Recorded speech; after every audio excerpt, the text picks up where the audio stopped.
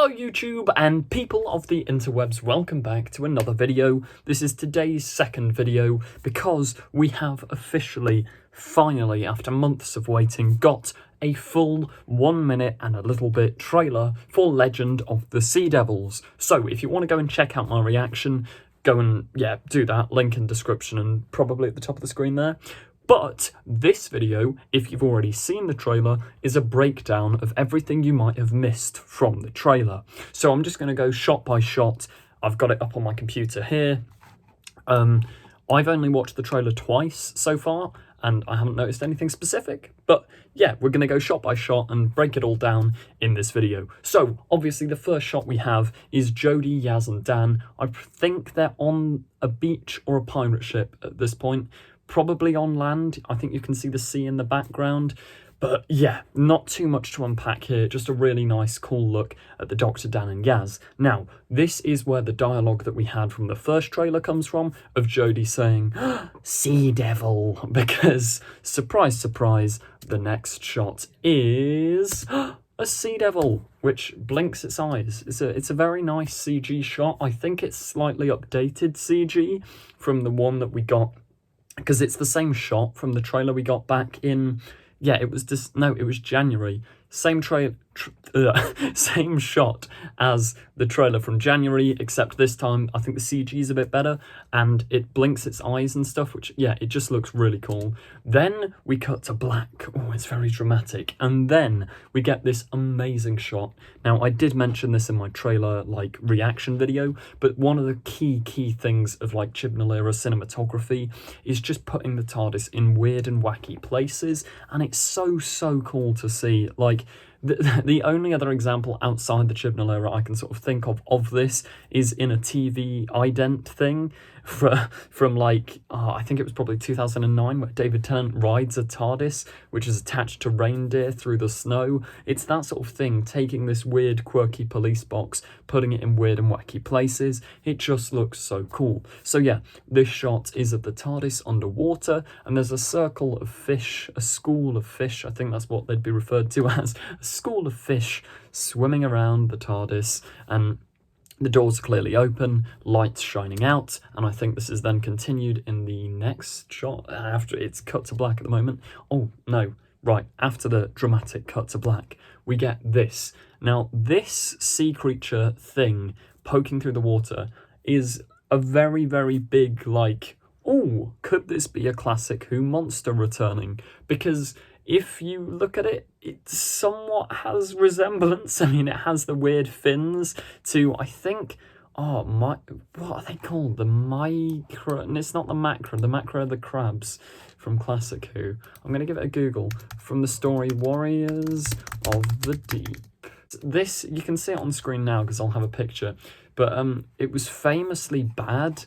And the guy who cancelled Doctor Who back in the 80s, Michael Grade, used this as an excuse to say, it's the Myrka, Myra.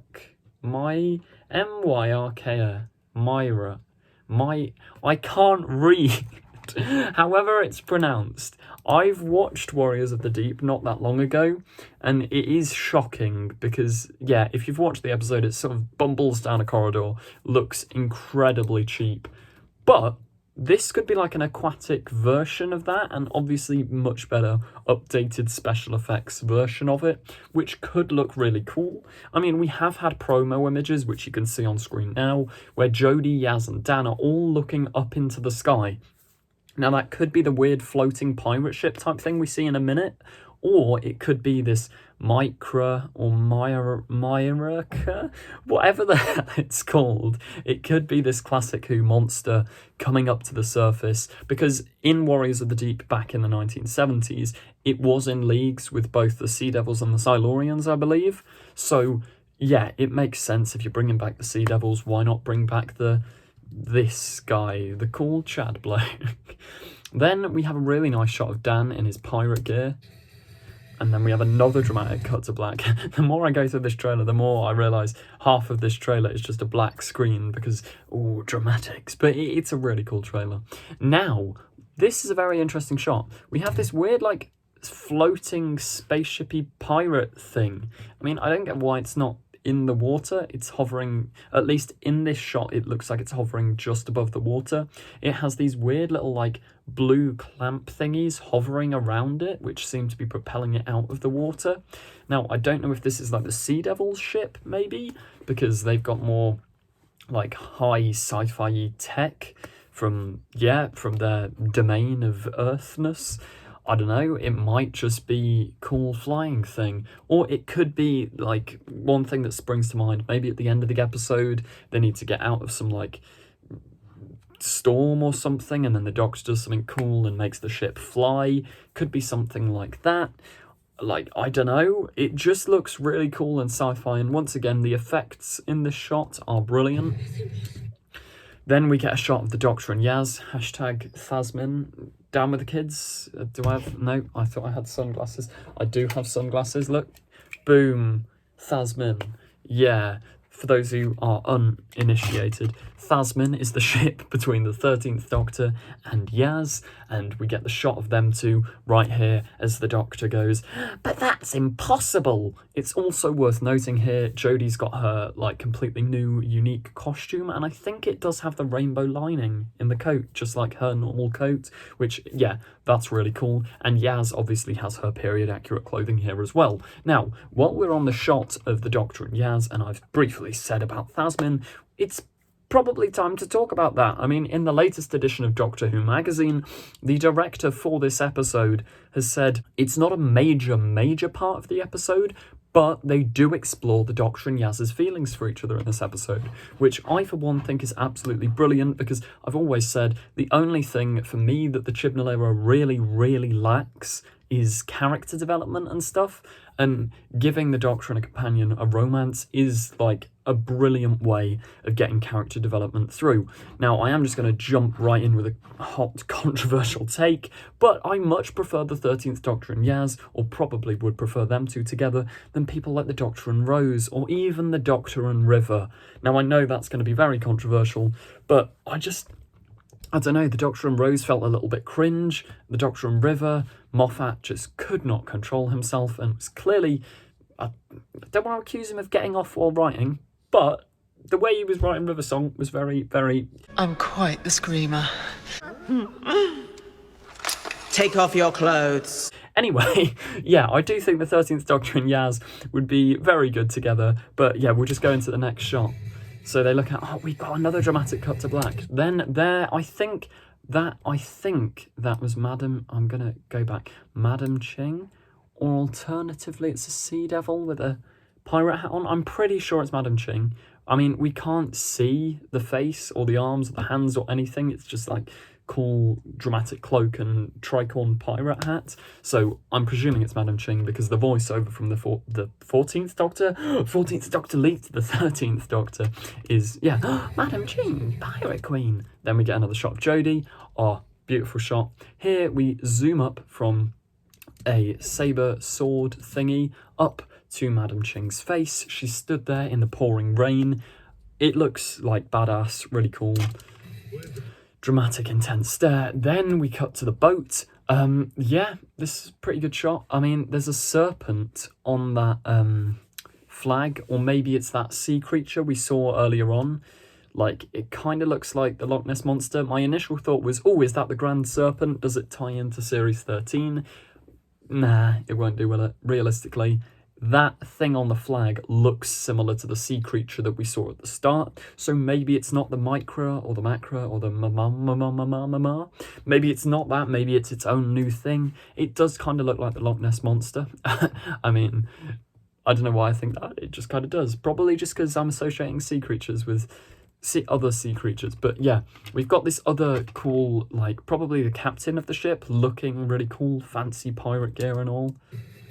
And he says we don't stand a chance. I'm presuming that's like a gag about Dan, the Doctor, and Yaz looking useless, because they're like, this is my team, gang, fam. Then we get Dan, Madam Ching, and some other person on the ship. They don't look as, like, higher up the chain of command as Madam Ching or that other bloke, so maybe he's like the ship's cleaner. I don't know. Don't stand a chance. Yeah, we don't stand a chance. Oh, here it is. This is a brilliant shot, which I think ties into the second shot of the trailer. We have the Doctor and Yaz looking out into the ocean. Noticeably, I think, without Dan there. That was a rubbish whistle. But yeah, maybe this is the time where we get that Phasmini development, which is really cool, because I do hope 13 blurts out her feelings for Yaz. That would just be really cool. But yeah, the underwater, fishes surrounding them. And then we get this really nice shot, a beach pirate ship. It says, swashbuckle. Oh, Yaz, did you just dress Dan up like this? And you've got him in his full, like, campy pirate Captain Hook-esque costume, which once again was mentioned in Doctor Who magazine. Costume designer Ray Holman talked about the fact that Yaz dresses up Dan in the wrong sort of pirate gear, because obviously these are like Chinese pirates from, I think, the 1700s, and Dan is wearing whatever the hell that is. I think it's more Pirates of the Caribbean-esque, at least that's what was said in the magazine. Then we get, so swashbuckle your seatbelts, another cool shot of the ship. Yaz doing playful epic banter with the Doctor, probably from the same scene as when the TARDIS goes underwater, and she says, "You look like a kid sometimes." Jodie responds, "Thanks." Then we get, for an epic an epic special adventure with another ship, possibly the same ship, sunset or sunrise in the background, looking really nice. Then we get this flying ship again. "These are my crew," says the Doctor. We cut to Dan and Yaz. Now, I think this is from the same scene. There's Madam Ching and the other people on the ship. They're all looking up again, so this is probably the sea monster, or alternatively, the Sea Devil's ship is flying towards them using their cool fly things. Now, this shot, I've got to slow that right down. I think that's the Doctor and possibly... No, yeah, it's the Doctor and Yaz swinging onto the ship with another ship in the background. So they probably boarded the Sea Devil ship, got something like an artifact that they need, and they're swinging back across to the main pirate ship, which, yeah, looks really cool. Then we have this brilliant close-up of Madam Ching's eyes with, like, stars and vortexy stuff in. It looks brilliant. Then we get to see what the crew are actually looking at. So that's Dan, the probable cleaner of the ship, and Madam Ching looking out over the ocean with, like, really nice sunset. I think it's a sunset. This shot does kind of look a bit green screeny, but I mean, it was made during COVID times, and you're not actually going to shoot on a real pirate ship, are you? So it's excusable. Oh, there we go. The best shot of the whole thing. We've got a pack of sea devils. What would you call a pack of sea devils? A fam of sea devils menacingly turning around. They look so goofy, but it's beautiful to see. Like, this is the exact style of goofy camp Doctor Who that I absolutely adore. Yeah, they've got CG animation on the face. I think some of the ones in the background, like the heads, are like wonky, but it's in keeping with what the Sea Devils have always been. But yeah, looks really cool. Then we have a massive watery explosion in the sea, probably caused by the sea creature. We have the 13th Doctor in the lower decking of the ship. Then we have, beautiful lightsaber looking fight between, I think that's Madam Ching, it could be Yaz, with, yeah, a saber sword thing fighting a Sea Devil, who is not the leading Sea Devil. He looks like a grunt Sea Devil, just in normal costume. But yeah, clashing swords, massive lens flare, looks really nice. Then we see, are those Sea Devils? Yeah, I think they're Sea Devils climbing up the flying ship, boarding it. Like, I'm pretty sure they're Sea Devils. It's very, like, because the shot's so long distance, it's difficult to tell, but I think that's Sea Devils boarding a flying ship, which looks awesome. Here we have the Doctor confronting a Sea Devil face to face. And we actually hear the Sea Devil voice, which is just amazing. It is our time. Really cool, nice throwback to Classic Who, but with a modern spin, modern take. So I'm just going to jump in while editing this video. I've noticed we never see the Sea Devil's mouth move at all in the trailer, like as in when it speaks. And we know from Doctor Who magazine and the interview with Ray Holman, there are a lot of sort of production troubles getting these masks made, because originally they were going to be like animatronics, but they didn't have the budget or the time. Thus, they ended up having to put CG over the top of them. And if you look very carefully at the necklace while the Sea Devil is talking, just like the sort of Dalek's ears or the Cyberman's mouth, it's flashing in time with what the Sea Devil's saying. So that's probably going to be their method of communication. Rather than their mouths actually opening and speaking, the little necklace on their chest is going to indicate what they're saying and when they're saying it, which, yeah, I don't know how I feel about that, but that could be wrong, it's just a theory. Then, next shot, we have Madam Ching, Dan, and the caretaker guy. She's probably confronting off a Sea Devil in that shot. Then we get the cannons firing with that weird snake flag again, probably the sea creature flag on the ship.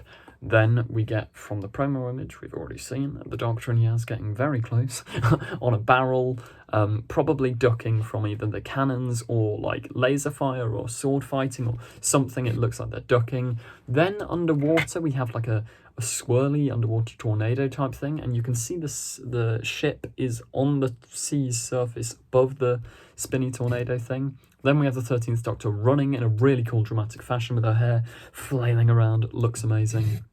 Then that was Yaz there with the sword, like clashing it together, presumably against a Sea Devil. We have Madam Ching in the TARDIS with Dan and Yaz, which is really cool. It'll be interesting to see her reaction to this ship.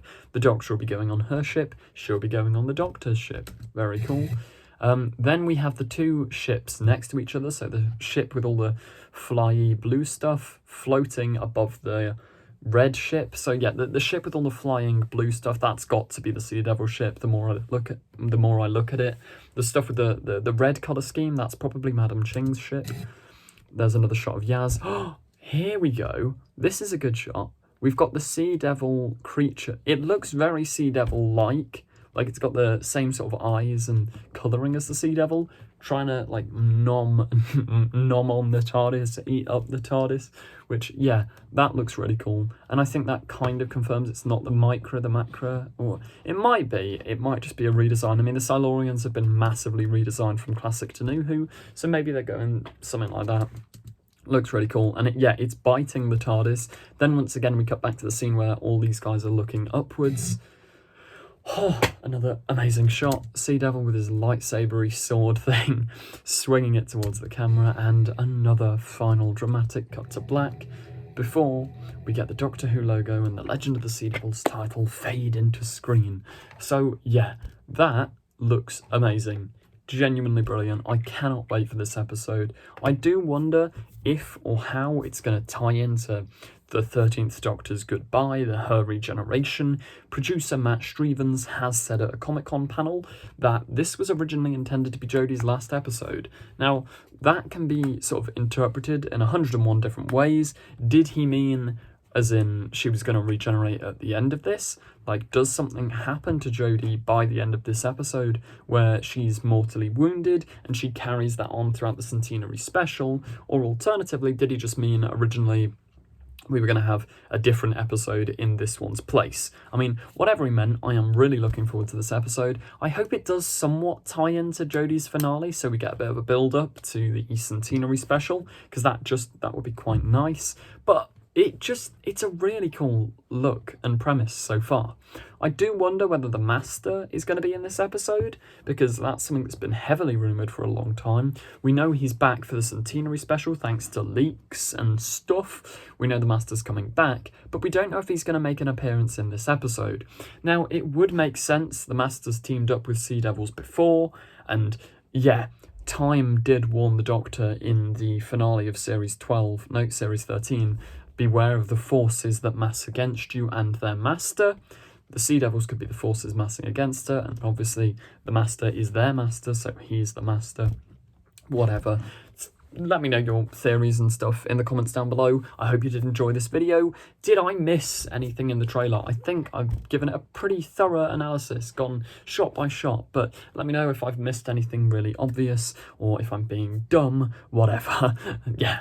Also, comment your theories and stuff, because I am going to make another video about this very, very soon. So comment stuff down below and I can read it out in future videos. Thank you for watching. Remember to like, comment, subscribe. Please go and check out our Doctor Who fan film, Echo's End. Yeah, we're starting production on a second fan film over this summer, so that'll be great. Thanks for watching and goodbye.